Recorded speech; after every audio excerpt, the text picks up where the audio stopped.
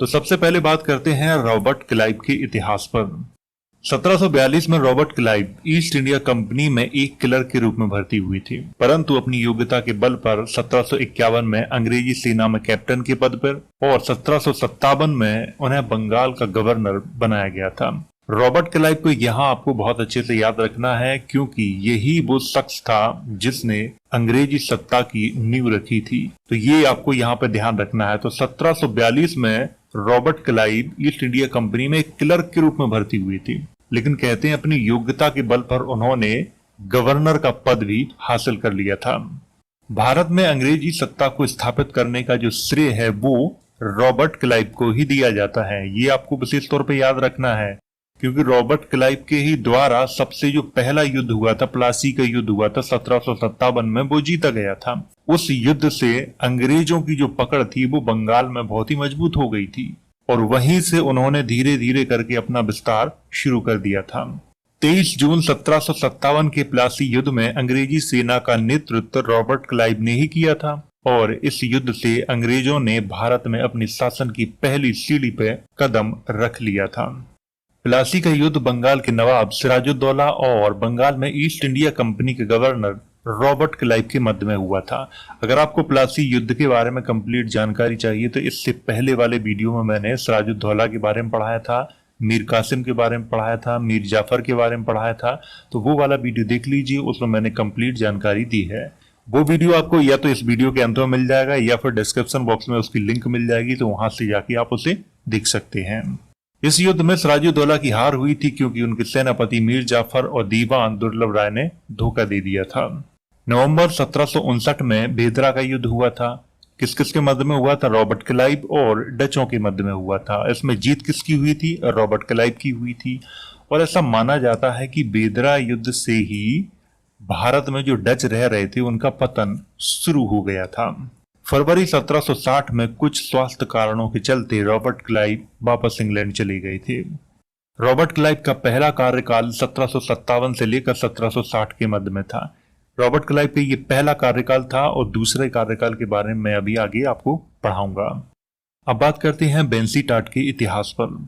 1760 में वेंसीटाट को बंगाल का नया गवर्नर बनाया गया, लेकिन बंगाल के नवाब मीर जाफर ने उनका स्वागत नहीं किया था, जिससे वेंसीटाट नाराज हो गए थे। वेंसीटाट ने मीर जाफर को हटा के उसके दामाद मीर कासिम को बंगाल का नया नवाब बना दिया था। हालांकि इसकी जानकारी मैंने अपने पिछले वाले वीडियो में बहुत ही अच्छे से दी है, अगर आपने देखा होगा तो आपको जरूर मालूम होगा। 1763 में मीर कासिम के आदेश पर उसके एक जर्मन अधिकारी समरू ने पटना में कई अंग्रेज अधिकारियों और भारतीय जमींदारों की हत्या कर दी थी, जिसे भारतीय इतिहास में पटना हत्याकांड के नाम से जाना जाता है। यहाँ पर आपको क्या समझना है कि 1763 में मीर कासिम के ही आदेश पे किसने, एक जर्मन अधिकारी शमरू ने, कुछ अंग्रेज अधिकारी थे और कुछ भारतीय जमींदार थे, तो उनकी हत्या कर दी थी। कहाँ पे? पटना में। और इसी को पटना हत्याकांड कहा जाता है। और यह हत्याकांड किसके कहने पे किया गया था? मीर कासिम के कहने पे किया गया था। इस हत्याकांड से भयभीत होकर मीर कासिम ने क्या किया था कि अवध के नवाब शुजा-उद-दौला की यहाँ पे शरण ली थी। इसी समय वेंसीटाट ने क्या किया कि मीर जाफर को दोबारा से बंगाल का नवाब बना दिया था और कुछ इतिहासकार ऐसा मानते हैं कि इसी हत्याकांड से बक्सर के युद्ध की नींव पड़ी थी। उधर मीर कासिम ने क्या किया कि अवध के नवाब शुजा-उद-दौला और दिल्ली के शासक शाह आलम द्वितीय के साथ मिलकर एक संयुक्त सेना बनाई और बंगाल के नवाब मीर जाफर तथा बंगाल के अंग्रेज गवर्नर वेंसीटाट के विरुद्ध युद्ध की घोषणा कर दी थी। हालांकि इसकी डिटेल से जानकारी मैंने अपने पिछले वाले वीडियो में बहुत अच्छे से दी है आपको, तो वो वीडियो आप लोग देख लीजिए। उसमें बहुत अच्छे से मैंने समझाया है, एक एक पॉइंट को समझाया है। वेंसीटाट ने मीर जाफर के साथ मिलकर एक सेना बनाई जिसका सेनापति हेक्टर मुनरो को बनाया गया था। 22 से 23 अक्टूबर 1764 को बक्सर का युद्ध हुआ था और इस युद्ध में अंग्रेजों की जीत हुई थी। और इस युद्ध के समय अंग्रेज गवर्नर कौन था? वेंसीटाट था। ये आपको यहाँ पे विशेष तौर पे याद रखना है। बक्सर युद्ध के बाद बंगाल की वास्तविक सत्ता ईस्ट इंडिया कंपनी के हाथों में पहुंच गई थी। आधी सत्ता तो प्लासी के युद्ध के बाद पहुंच गई थी और बाद बाकी जो सत्ता बची थी वो बक्सर युद्ध के बाद पहुंच गई थी। तो इस तरह से बंगाल में अंग्रेजों की सत्ता स्थापित हुई। वेंसीटाट का कार्यकाल 1760 से लेकर 1765 के मध्य में था। अब बात करते हैं रॉबर्ट क्लाइव की दूसरी कार्यकाल पर। 1765 में क्या हुआ कि रॉबर्ट क्लाइव को दोबारा से बंगाल का गवर्नर और कलकत्ता की जो सिलेक्ट कमेटी थी उसका अध्यक्ष बनाया गया था। 1765 में ही मीर जाफर की मृत्यु हो गई थी और मीर जाफर की मृत्यु के बाद रॉबर्ट क्लाइव ने क्या किया था कि उसके पुत्र नज्म और दौला को बंगाल का नवाब बनाया, लेकिन सारे अधिकार अपने पास रख लिए थे। इस तरह से बंगाल में द्वैत शासन की स्थापना हुई, जिसमें नवाब का काम केवल बंगाल में शासन करना था और ईस्ट इंडिया कंपनी का जो काम था वो राजस्व वसूलना, सेना संबंधी कार्य और विदेशी मामलों के कार्यों की देखरेख करना। ये किसका काम था? ईस्ट इंडिया कंपनी का काम था। तो द्वैत शासन क्या होता है? दोहरा शासन। एक तरफ तो बंगाल का नवाब शासन कर रहा था और दूसरी तरफ ईस्ट इंडिया कंपनी अपना शासन कर रही थी। तो यहाँ पर दो सरकारें चल रही थी बंगाल में, तो इसी को इतिहास में द्वैत शासन कहा गया है, यानी कि दोहरा शासन। इसी को इतिहास में द्वैत शासन कहा गया है, जो सर्वप्रथम बंगाल में लागू हुआ था। ये एक बहुत ही अच्छा प्रश्न है कि द्वैत शासन सबसे पहले कहाँ लागू हुआ था? बंगाल में लागू हुआ था। 12 अगस्त 1765 को क्या हुआ कि रॉबर्ट क्लाइव और शाह आलम द्वितीय के मध्य में इलाहाबाद की पहली संधि हुई थी। ये पहली संधि कब हुई थी? 12 अगस्त 1765 को हुई थी और किस किस के मध्य में हुई थी? रॉबर्ट क्लाइव और शाह आलम द्वितीय के मध्य में हुई थी। और इसके तहत रॉबर्ट क्लाइव को बिहार और उड़ीसा की दीवानी प्राप्त हुई थी और इस तरह से द्वैत शासन की जो व्यवस्था थी वो बंगाल से बिहार और उड़ीसा में भी स्थापित हो गई थी। 16 अगस्त 1765 को रॉबर्ट क्लाइव और अवध के नवाब शुजा-उद-दौला के मध्य में इलाहाबाद की दूसरी संधि हुई थी और इस संधि से रॉबर्ट क्लाइव को अवध में मुफ्त व्यापार करने का अधिकार तथा अवध में अंग्रेजी सेना रखने का अधिकार भी प्राप्त हो गया था। अवध के बारे में मैं आपको पढ़ा चुका हूं। अगर आपने वीडियो नहीं देखा है तो वो वीडियो इस वीडियो के अंत में आपको मिल जाएगा, तो उसे आप जरूर देखें। उसी में मैंने अवध का सारा इतिहास पढ़ाया है। 1765 में ही रॉबर्ट क्लाइव ने ईस्ट इंडिया कंपनी में फैले भ्रष्टाचार को रोकने के लिए सभी अधिकारियों और सैनिकों को एक प्रतिज्ञा पत्र पर हस्ताक्षर करने का आदेश दिया था, जिसका सैनिकों ने विरोध किया था। इसी विरोध को इतिहास में श्वेत विद्रोह का नाम दिया गया है। तो यहाँ पे मैं आपको थोड़ा समझा देता हूँ। ईस्ट इंडिया कंपनी में जो भ्रष्टाचार फैला हुआ था तो उसको खत्म करने के लिए रॉबर्ट क्लाइव ने क्या किया था कि एक प्रतिज्ञा पत्र पे हस्ताक्षर करवाए थे सभी अधिकारियों के और सभी सैनिकों के। अधिकारियों ने तो कर दिया था, लेकिन कुछ अधिकारियों ने विरोध भी किया था और सैनिकों ने सबसे ज्यादा विरोध किया था, क्योंकि सबसे ज्यादा भ्रष्टाचार जो करते थे वो सैनिक ही करते थे। सैनिकों ने इसका विरोध किया और इसी को इतिहास में श्वेत विद्रोह का नाम दिया गया था। रॉबर्ट क्लाइव के आदेश पर अधिकतर ईस्ट इंडिया कंपनी के सैनिकों ने त्यागपत्र दे दिए थे और रॉबर्ट क्लाइव ने क्या किया था कि सभी के त्यागपत्र को स्वीकार कर लिया था और फौरन मद्रास से नए सैनिक बुलाए थे। रॉबर्ट क्लाइव ने सैनिक सुधार के लिए क्लाइव फंड नामक एक संस्था की स्थापना भी की थी, जिससे सैनिकों को सेवानिवृत्ति के बाद कुछ पेंशन भी मिल सके। 1767 में रॉबर्ट क्लाइव वापस इंग्लैंड चले गए थे और 2 नवंबर 1774 को रॉबर्ट क्लाइव ने आत्महत्या कर ली थी। तो इस तरह से रॉबर्ट क्लाइव का ये जो दूसरा कार्यकाल था वो भी समाप्त होता है और रॉबर्ट क्लाइव का दूसरा कार्यकाल 1765 से 1767 के मध्य में था। अब बात करते हैं बरेलास या बलसट के इतिहास पर। कुछ इतिहासकारों ने बरेलास नाम लिखा है तो कुछ इतिहासकारों ने बलसट नाम लिखा हुआ है। 1767 में बरेलास को बंगाल का गवर्नर बनाया गया था। इसके समय में प्रथम मैसूर युद्ध हुआ था। मैसूर के बारे में आपको पढ़ा चुका हूँ, बहुत ही डिटेल से मैंने पढ़ाया था। अगर आपने वो वीडियो नहीं देखा है तो वो वीडियो इस वीडियो के अंत में मिल जाएगा, तो उसे आप जरूर देखें। 1769 में बरेलास को वापस इंग्लैंड बुला लिया गया था। बरेलास के शासनकाल में कोई भी विशेष कार्य नहीं हुआ था जो प्रतियोगी परीक्षा में पूछा जाए आपसे, तो इसीलिए मैंने यहाँ पे ज्यादा जानकारी इनके कार्यकाल की दी नहीं है। और बरेलास का जो कार्यकाल था वो 1767 से 1769 के मध्य में था। अब बात करते हैं कार्टियर के इतिहास पर। कार्टियर को 1769 में बंगाल का गवर्नर बनाया गया था और कार्टियर के समय में एक घटना हुई थी। 1770 में बंगाल में भीषण अकाल पड़ा था और 1772 में कार्टियर का जो कार्यकाल था वो समाप्त हो गया था। उसके स्थान पर वॉरेन हेस्टिंग्स को गवर्नर बनाकर भेजा गया था। कार्टियर का कार्यकाल 1769 से लेकर 1772 के मध्य में था।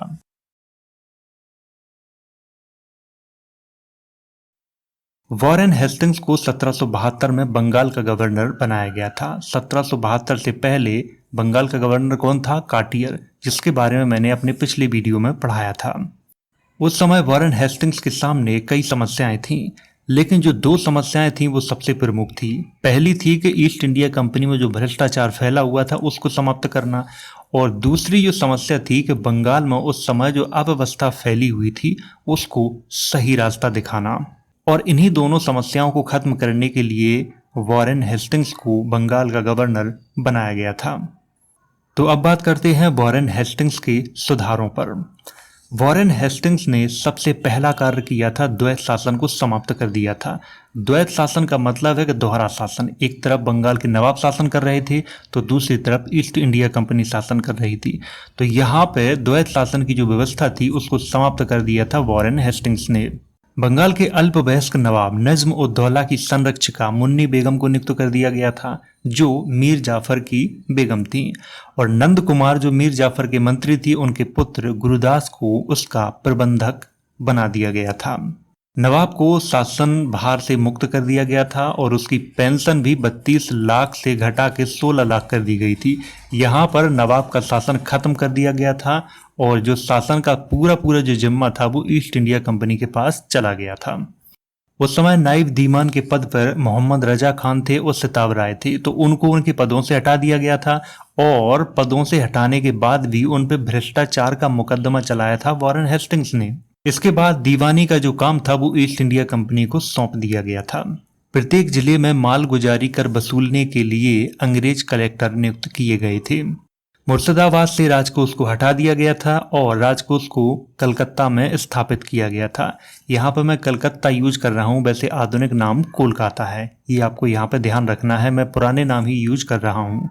वॉरेन हेस्टिंग्स के द्वारा नमक, पान, तंबाकू और सुपारी के अलावा अन्य सभी वस्तुओं पर सभी भारतीय और अंग्रेजी व्यापारियों के लिए 2.5% चुंगी निश्चित कर दी गई थी, क्योंकि उससे पहले चुंगी निश्चित नहीं थी। वॉरेन हेस्टिंग्स के द्वारा ही चौकियों का अंत किया गया था, क्योंकि जमींदारों ने अनेक स्थानों पर चौकियों की स्थापना कर रखी थी, जो व्यापारिक माल के आने जाने में अनेक रुकावटें डालती थी। तो यहाँ पर थोड़ी सी बात कर लेते हैं चौकियों के बारे में।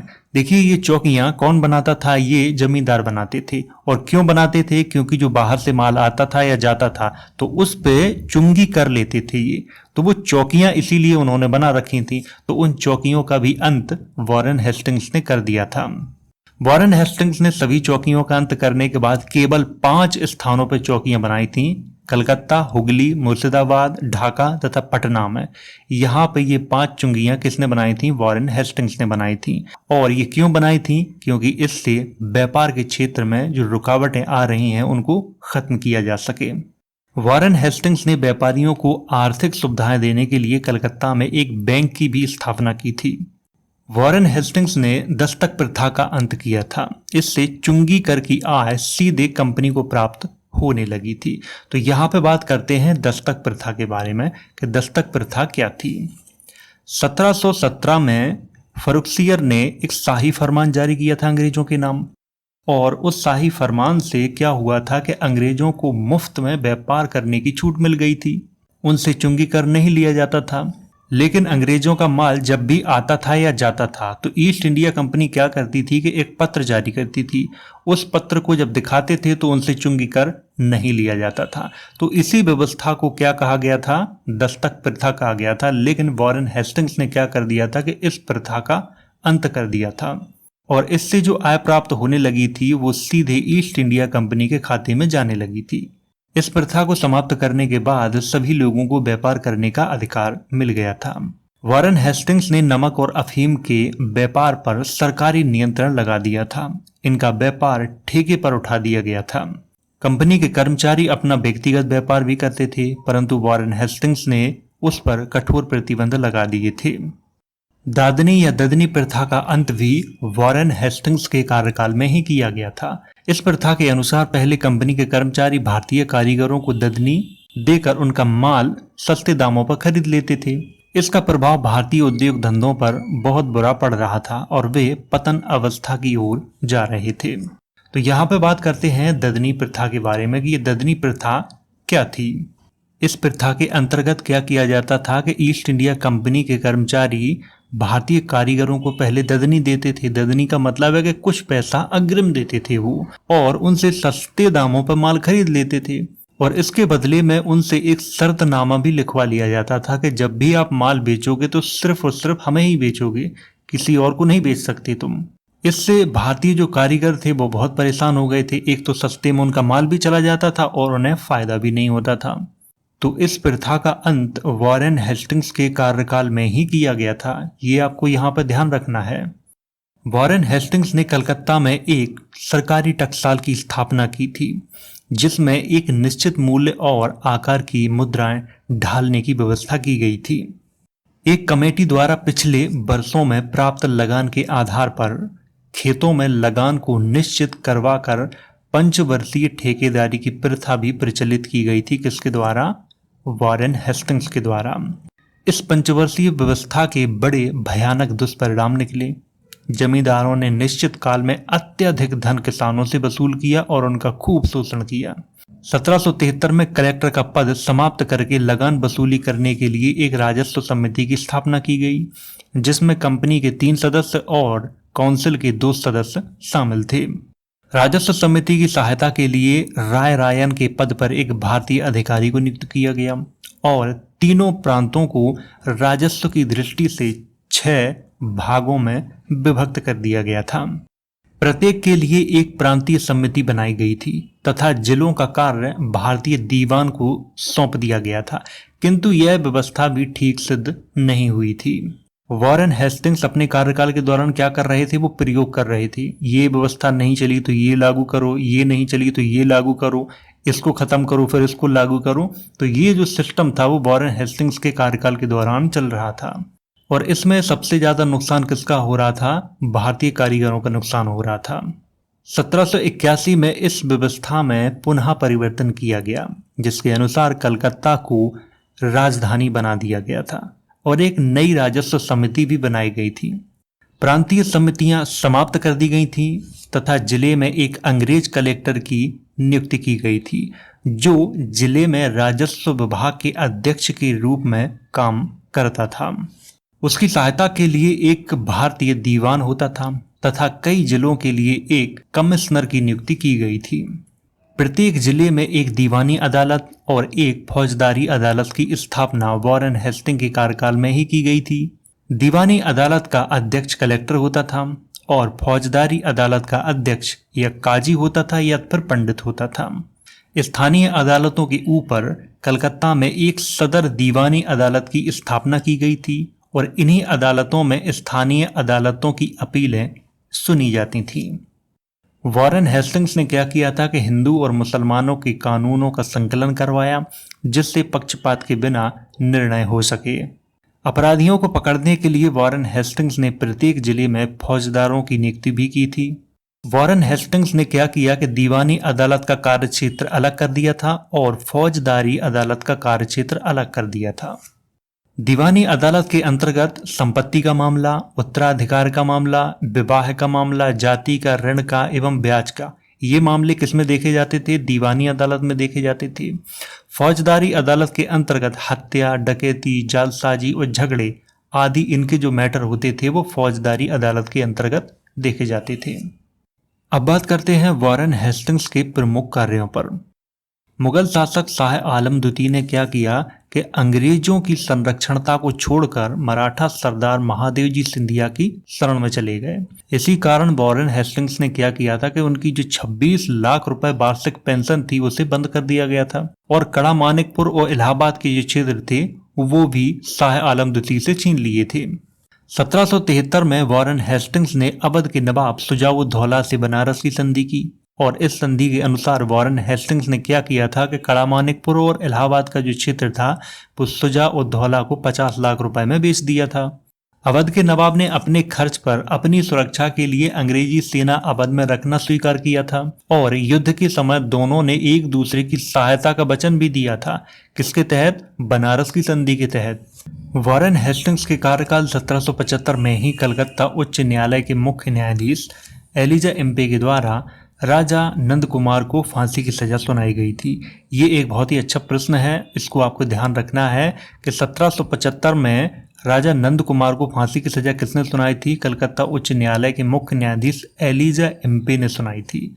और इसमें पूरा हाथ किसका था? वॉरेन हेस्टिंग्स का था, क्योंकि वॉरेन हेस्टिंग्स ने क्या किया था कि नंद कुमार पर भ्रष्टाचार का आरोप लगाया था।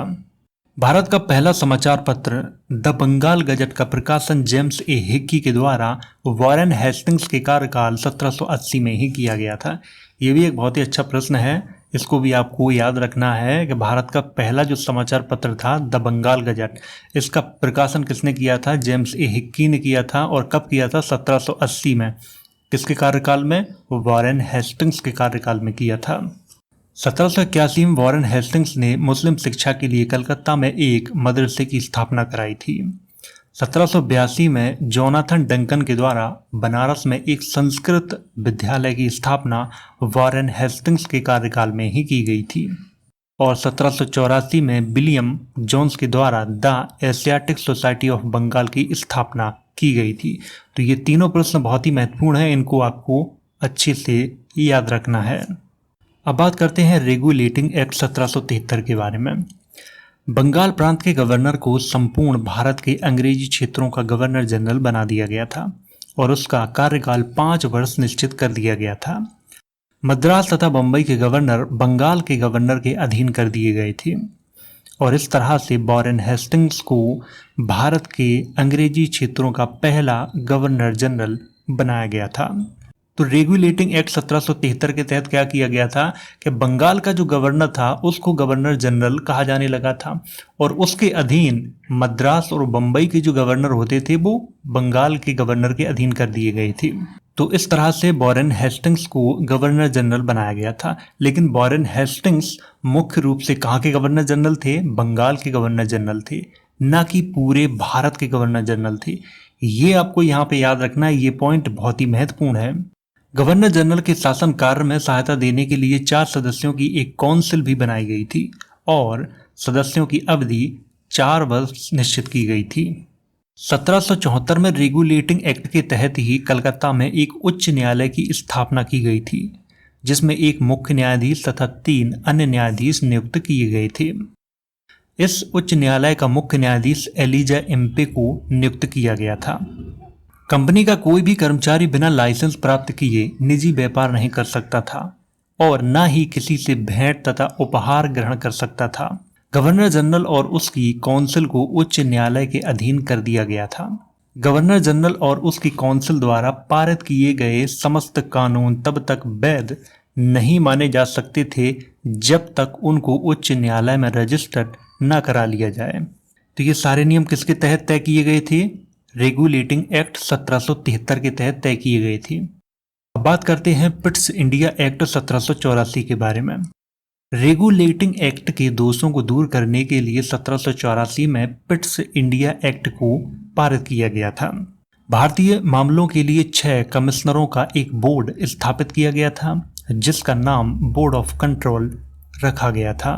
भारत में गवर्नर जनरल की काउंसिल के सदस्यों की संख्या 4 की जगह 3 कर दी गई थी और इनमें एक स्थान सेना अध्यक्ष को दिया गया था। मद्रास और बंबई की सरकारों को पूरी तरह से बंगाल सरकार के अधीन कर दिया गया था। फरवरी 1785 में पिट्स इंडिया एक्ट के विरोध में वॉरेन हेस्टिंग्स ने त्यागपत्र दे दिया था और वॉरेन हेस्टिंग्स का कार्यकाल 1772 से 1785 के मध्य में था।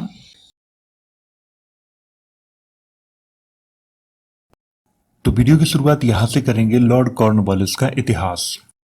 1785 में वॉरेन हेस्टिंग्स के इंग्लैंड चले जाने के बाद मैकफर्सन को अस्थायी गवर्नर जनरल बनाया गया था। तो यहाँ पे आपको ध्यान रखना है कि अस्थायी गवर्नर जनरल बनाया गया था किसको? मैकफर्सन को। मैकफर्सन के बाद 1786 में लॉर्ड कॉर्नवालिस को गवर्नर जनरल नियुक्त किया गया था। तो कब किया गया था? 1786 में किया गया था। 1786 में ही ब्रिटिश पार्लियामेंट ने एक एक्ट पारित करके गवर्नर जनरल का पद और सेनापति का पद एक ही कर दिया था। ये आपको यहाँ पर ध्यान रखना है। और इसी एक्ट के तहत गवर्नर जनरल को विशेष अधिकार दे दिया गया था कि विशेष परिस्थितियों में वह काउंसिल के बहुमत की उपेक्षा भी कर सकता है। अब यहाँ पे बात करते हैं कॉर्नवालिस के द्वारा किए गए व्यापार संबंधी सुधारों पर। भारतीय जुलाहों तथा अन्य कारीगरों की सहायता के लिए यह नियम बना दिया गया था कि वे उतना ही माल कंपनी को देने के लिए बाध्य होंगे जितने माल की उनको पेशगी दी गई है, और शेष माल वे दूसरे को बेच सकते हैं। पहले क्या होता था कि उनको पेशगी दी जाती थी और वो शेष जो माल होता था वो किसी और को वो नहीं बेच पाते थे। हालांकि इसकी चर्चा मैंने अपने पिछले वाले वीडियो में की है, जिसमें मैंने ददनी प्रथा के बारे में आपको पढ़ाया था, तो वो वीडियो आप देख लीजिए, उसमें मैंने डिटेल से जानकारी दी है। बोर्ड ऑफ ट्रेड के सदस्यों की संख्या 10 से घटा के 5 कर दी गई थी और उसको कलकत्ता काउंसिल के नियंत्रण में कर दिया गया था। अब बात करते हैं कॉर्नवालिस के द्वारा किए गए न्याय संबंधी सुधारों पर। निजामत अदालत को मुर्शिदाबाद से हटा के कलकत्ता में स्थापित किया गया था और इसमें गवर्नर जनरल की काउंसिल के सदस्य, प्रांत का मुख्य काजी और 2 मुफ्ती होते थे। जिले की फौजदारी अदालतों को तोड़कर उनके स्थान पर 4 प्रांतीय अदालतों की स्थापना की गई थी, जिनमें से 3 बंगाल में थी और 1 बिहार में थी। जिलों में दीवानी अदालतों की स्थापना की गई थी और अदालतों की अपीलें सुनने के लिए मुर्शिदाबाद, कलकत्ता, पटना तथा ढाका में प्रांतीय अदालतों की स्थापना की गई थी। 1793 में सब कानूनों का संग्रह करके एक कोड का निर्माण किया गया था, जिसे इतिहास में कॉर्नवालिस कोड के नाम से जाना जाता है। यहाँ पर मैं आपको थोड़ा समझा देता हूँ। 1793 में लॉर्ड कॉर्नवालिस ने क्या किया था कि सब कानूनों को इकट्ठा करके एक कोड का निर्माण किया था और उसी कोड को कॉर्नवालिस कोड के नाम से जाना जाता है इतिहास में। और इस कोड में पुलिस, न्याय, राजस्व तथा व्यापार संबंधी विषयों के कानून थे। अब बात करते हैं कॉर्नवालिस के द्वारा किए गए शासन संबंधी सुधारों पर। लॉर्ड कॉर्नवालिस ने योग्यता के आधार पर व्यक्तियों की नियुक्ति के नियम बनाए थे। लॉर्ड कॉर्नवालिस ने कंपनी के नौकरों का वेतन भी बढ़ा दिया था, लेकिन उनको यह आदेश भी दिया था कि वह अपना निजी व्यापार न करें और न ही रिश्वत ग्रहण करें। लॉर्ड कॉर्नवालिस ने कर्मचारियों के सेवानिवृत्त होने पर उनके पेंशन की व्यवस्था करने का भी प्रावधान किया था। लॉर्ड कॉर्नवालिस ने पुलिस विभाग की ओर भी ध्यान दिया था और जमींदारों के हाथों से पुलिस का कार्य छीन लिया था। क्यों छीन लिया था? क्योंकि जमींदार अपनी व्यक्तिगत दुश्मनी निकालने के लिए पुलिस का प्रयोग ज्यादातर करते थे। इसीलिए लॉर्ड कॉर्नवालिस ने जो पुलिस का कार्य था वो जमींदारों के हाथों से छीन लिया था। बंगाल प्रांत के जिलाधीशों को यह आदेश दिया गया था कि वे अपने जिले में प्रत्येक 32 किलोमीटर की दूरी पर एक थाना स्थापित करें, जहां एक दरोगा और 15-20 पुलिसमैन रखे जाएंगे। भारत में नागरिक सेवा का जनक लॉर्ड कॉर्नवालिस को ही माना जाता है। ये एक बहुत ही अच्छा प्रश्न है। नागरिक सेवा का जनक भारत में किसको माना जाता है? लॉर्ड कॉर्नवालिस को माना जाता है। लॉर्ड कॉर्नवालिस ने भारतीयों को उच्च पदों पर नियुक्त करना बंद कर दिया था, क्योंकि वह उन्हें बेईमान समझता था और सरकारी नौकरियों में दायित्वपूर्ण पदों पर अंग्रेजों तथा अन्य यूरोपियनों को ही नियुक्त करना शुरू कर दिया था। यहाँ पे कहने का मतलब है कि लॉर्ड कॉर्नवालिस ने क्या किया था कि जो उच्च पद होते थे उन पर भारतीय व्यक्तियों को नियुक्त करना बंद कर दिया था, क्योंकि वो ऐसा मानता था लॉर्ड कॉर्नवालिस के भारतीय लोग बेईमान होते हैं और अच्छे से काम नहीं करते हैं। इसीलिए उसने क्या किया था कि कलेक्टर से ऊंचे जो पद हैं उन पे भारतीयों को नियुक्त करना ही बंद कर दिया था। और कलेक्टर से ऊंचे पदों पर किसको नियुक्त किया जाता था? अंग्रेजों को या फिर जो अन्य यूरोपियन होते थे उनको नियुक्त किया जाता था। अब बात करते हैं लॉर्ड कॉर्नवालिस के द्वारा किए गए भूमि संबंधी सुधारों पर। कॉर्नवालिस चाहते थे कि भूमि का स्वामित्व जमींदारों के हाथों में होना चाहिए और साथ ही यह स्थायी भी हो। 1793 में भूमि स्थायी रूप से जमींदारों को दे दी गई थी। तथा लगान की दर निश्चित करने की जिम्मेदारी भी जमींदारों को ही दे दी गई थी। ये लाइन आपको यहाँ पे बहुत ही अच्छे से समझनी है। 1793 में लॉर्ड कॉर्नवालिस ने क्या किया था कि भूमि स्थायी रूप से किसको दे दी थी? जमींदारों को दे दी थी, और लगान की जो दर है वो निश्चित करने की जिम्मेदारी भी उन्हीं के पास थी। इसी व्यवस्था को इस्तमरारी बंदोबस्त या स्थायी बंदोबस्त भी कहा जाता है। इस व्यवस्था से कॉर्नवालिस को कई लाभ हुए। इस व्यवस्था से कृषि में बड़ी उन्नति हुई और भूमि पर जमींदारों का स्थायी रूप से अधिकार हो जाने के कारण बंजर भूमि को भी कृषि के योग्य बनाने का प्रयास किया गया। इस व्यवस्था से बंगाल प्रांत भारत का सबसे धनी प्रांत हो गया था। इसी व्यवस्था ने बंगाल में एक ऐसे स्थायी जमींदार वर्ग पैदा कर दिए जो सरकार के स्वामी भक्त सिद्ध हुए। उनसे अंग्रेजों को भारत में अपना साम्राज्य मजबूत करने में बड़ा सहयोग मिला। अब बात करते हैं स्थायी बंदोबस्त के दोषों पर। कृषक वर्ग का शोषण।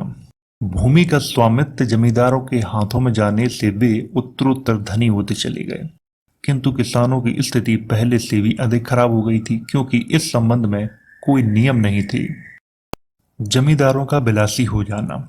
इस बंदोबस्त का एक यह भी दोष था कि जिन जमींदारों की आय अधिक हो गई थी वे विलासी जीवन व्यतीत करने लगे थे और बड़े बड़े शहरों नगरों में रहने लगे थे। उन्होंने भूमि को ठेके पर उठाना शुरू कर दिया था। अकाल के समय भी लगान में छूट न मिलना। यदि कभी अकाल पड़ा या अन्य किसी कारण से पैदावार में कमी हुई तो लगान में किसी भी प्रकार की छूट नहीं दी जाती थी जमींदारों के द्वारा। हालांकि स्थायी बंदोबस्त के बारे में इतिहासकारों ने अपने अपने विचार प्रस्तुत किए हैं। कुछ इतिहासकारों ने इसे अच्छा बताया तो कुछ इतिहासकारों ने इसे खराब बताया। हालांकि अच्छा किसके लिए था? अंग्रेजों के लिए था और जमींदारों के लिए था, लेकिन जो किसान होते थे, मजदूर होते थे, उनके लिए ये बहुत बुरा था, क्योंकि स्थायी बंदोबस्त के तहत जमींदारों को विशेष अधिकार प्रदान किए गए थे। भूमि का मालिक उन्हें बना दिया गया था। दर जो होती थी उसे निश्चित करने की जिम्मेदारी भी उन्हीं को दे दी थी। तो इसीलिए जमींदारों ने बहुत शोषण किया था मजदूर और किसानों का। अब बात करते हैं 1793 के चार्टर एक्ट पर।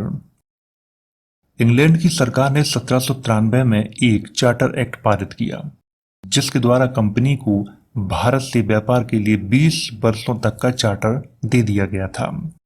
बोर्ड ऑफ कंट्रोल के 2 सदस्यों की नियुक्ति प्रिवी काउंसिल के बाहर से की गई थी और इसी एक्ट के तहत भारतीय कोष से वेतन देने की व्यवस्था भी की गई थी।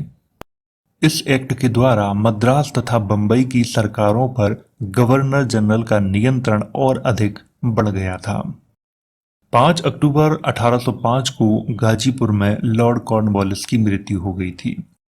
लॉर्ड कॉर्नवालिस का मकबरा गाजीपुर उत्तर प्रदेश में ही है। आप जो सामने देख रहे हैं ये है लॉर्ड कॉर्नवालिस का मकबरा। ये कहाँ है? गाजीपुर में है। लॉर्ड कॉर्नवालिस का पहला कार्यकाल 1786 से 1793 के मध्य में था। देखिए ये पहला कार्यकाल था और दूसरे कार्यकाल में वो ज्यादा कुछ कर नहीं पाए थे और 5 अक्टूबर 1805 को गाजीपुर में उनकी मृत्यु हो गई थी।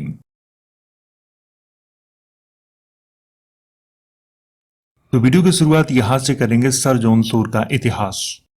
1793 में लॉर्ड कॉर्नवालिस वापस इंग्लैंड चले गए थे और उनके चले जाने के बाद सर जॉन शोर को गवर्नर जनरल नियुक्त किया गया था।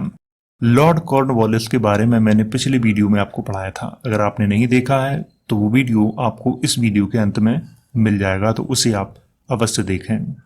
सर जॉन शोर को हस्तक्षेप नीति का अनुयायी माना जाता था, क्योंकि 1795 में मराठों ने निजाम के राज्य पर आक्रमण किया था, लेकिन सर जॉन शोर ने निजाम की कोई सहायता नहीं की थी।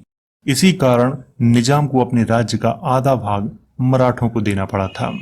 तो यहाँ पर मैं आपको थोड़ा समझा देता हूँ। सर जॉन शोर को हस्तक्षेप नीति का अनुयायी माना जाता है, ऐसा इतिहासकारों ने लिखा हुआ है, लेकिन ये पूरी तरह सच नहीं है। हस्तक्षेप का मतलब होता है कि उन्होंने कोई भी हस्तक्षेप नहीं किया था भारतीय राजाओं तथा नवाबों के शासन में।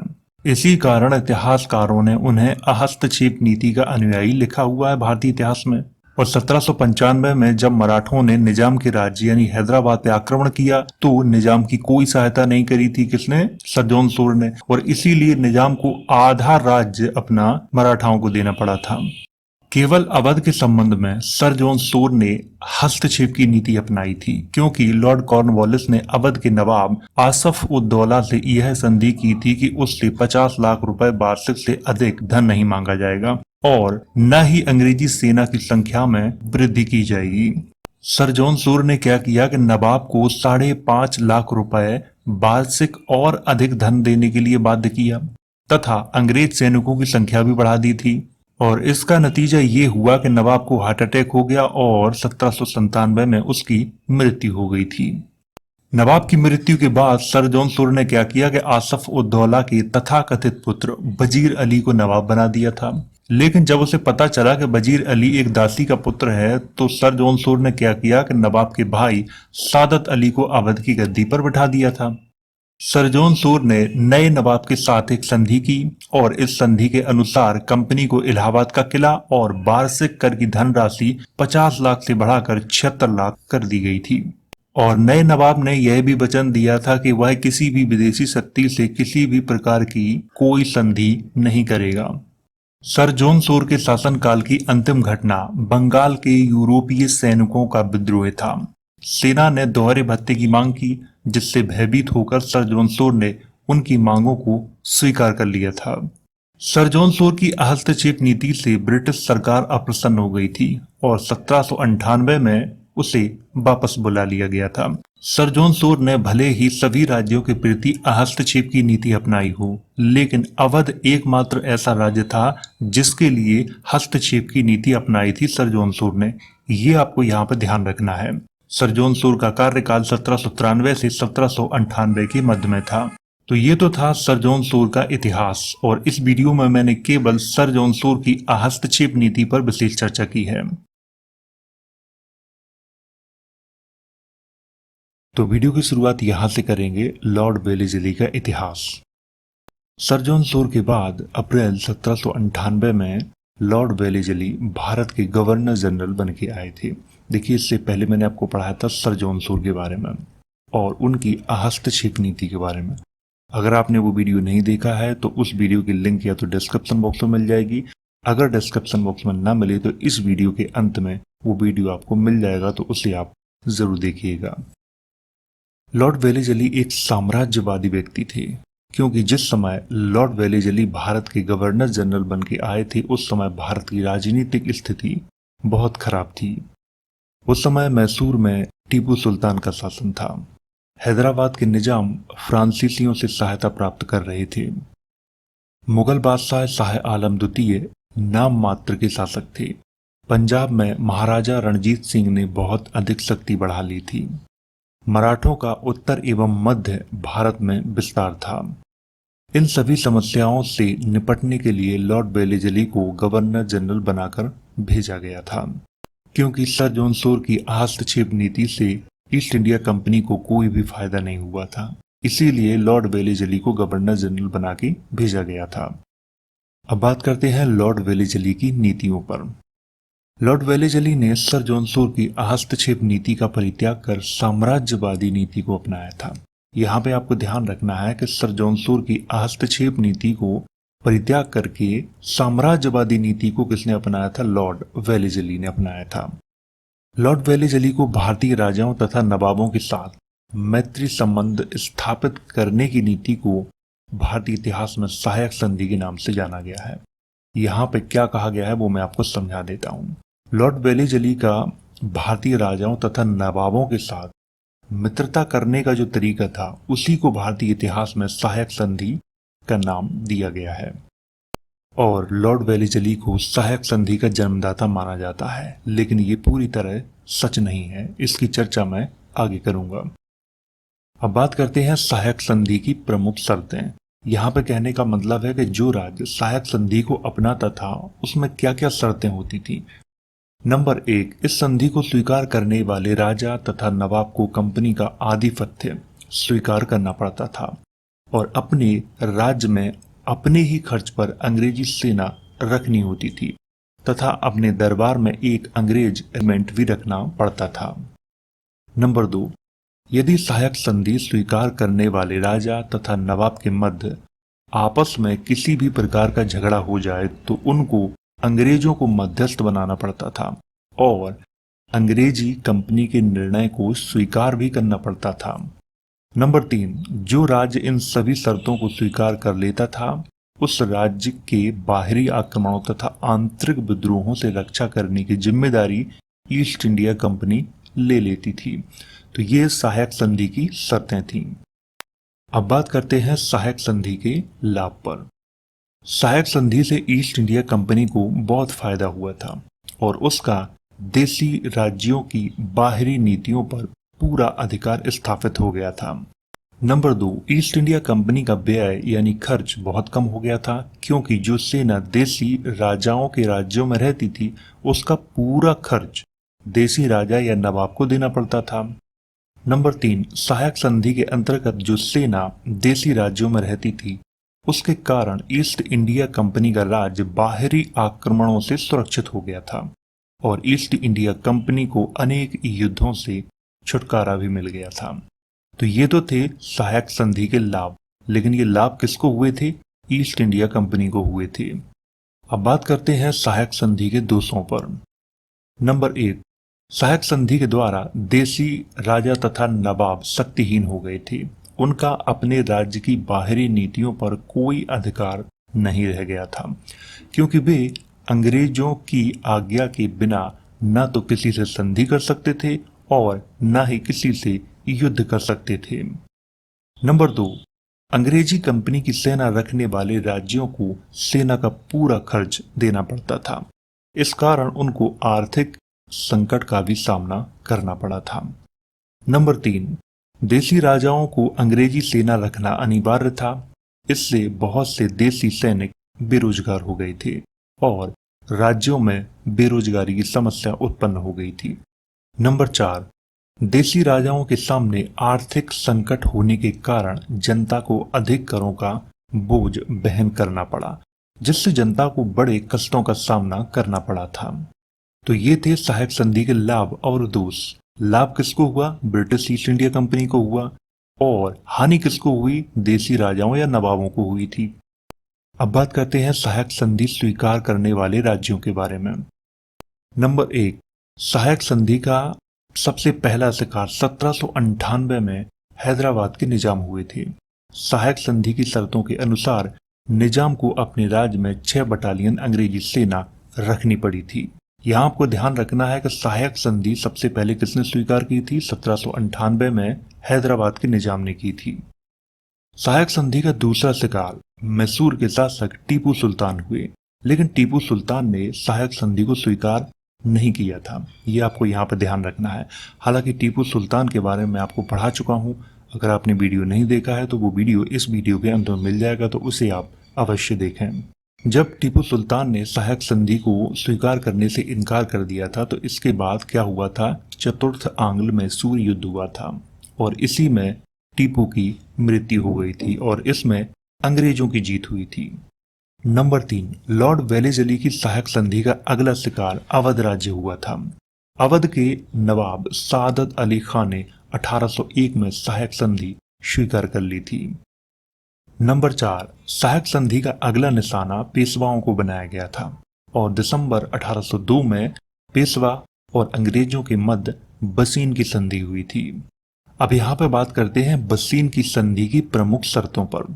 नंबर 1, पेशवा ने अंग्रेजों की पूरी अनुमति के बिना किसी भी राज्य से संघर्ष न करने का वादा किया था। नंबर 2, अंग्रेजों ने अपने 60,000 सैनिकों के स्थायी रूप से बाजीराव द्वितीय के क्षेत्र में रखने का आश्वासन दिया था। तो बसीन की संधि की ये 2 प्रमुख शर्तें थीं। वैसे तो शर्तें और भी थी, लेकिन जो प्रमुख थी वही मैंने यहाँ पर लिखी हुई हैं। लॉर्ड वेलेस्ली की सहायक संधि को इंदौर के होलकर शासकों ने स्वीकार नहीं किया था।